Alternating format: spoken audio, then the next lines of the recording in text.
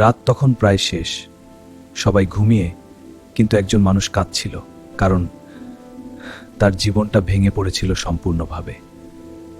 কিন্তু সেই রাতেই একটা দোয়া তার সবকিছু বদলে দেয়। ঈমানের আলো টিভি, আলোর সন্ধানে। ছেলেটার নাম ছিল আরিফ। সে ছিল সাধারণ একজন মানুষ, কিন্তু একের পর এক ব্যর্থতা, ব্যবসা লস, বন্ধুরা দূরে সরে যায়, পরিবারও হতাশ। সে ভাবতে শুরু করলো, আল্লাহ কি আমাকে ভুলে গেছেন? একদিন এক বৃদ্ধ তাকে বললেন, শেষ রাতের দোয়া কখনো ফেরত যায় না। সেই রাতে সে উঠে দাঁড়ালো, অজু করল এবং প্রথমবারের মতো হৃদয় খুলে কাঁদল। সে বলল, হে আল্লাহ, আমি হেরে গেছি, এবার তুমি আমাকে সামলাও।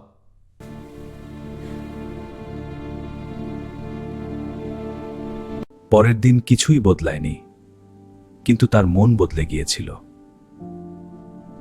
সে আবার চেষ্টা শুরু করল, কিন্তু এবার আল্লাহর উপর ভরসা রেখে। ধীরে ধীরে তার জীবন পরিবর্তন হতে লাগলো। 1 মাস পরে তার ব্যবসা দাঁড়িয়ে গেল। 1 বছর পরে সে অন্যদের সাহায্য করতে শুরু করল। সে বুঝে গিয়েছিল সমস্যা না, দূরত্বটাই আসল সমস্যা।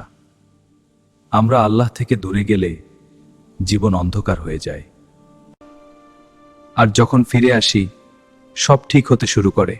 আল্লাহ কখনো কাউকে ছেড়ে দেন না, আমরাই তাকে ছেড়ে দেই। আজ রাতেই চেষ্টা করো, শেষ রাতে 2 রাকাত নামাজ, হয়তো তোমার জীবনও বদলে যাবে। এই ভিডিওটি শেয়ার করো, কারণ কেউ হয়তো আজ এই কথাটা শোনার অপেক্ষায় আছে।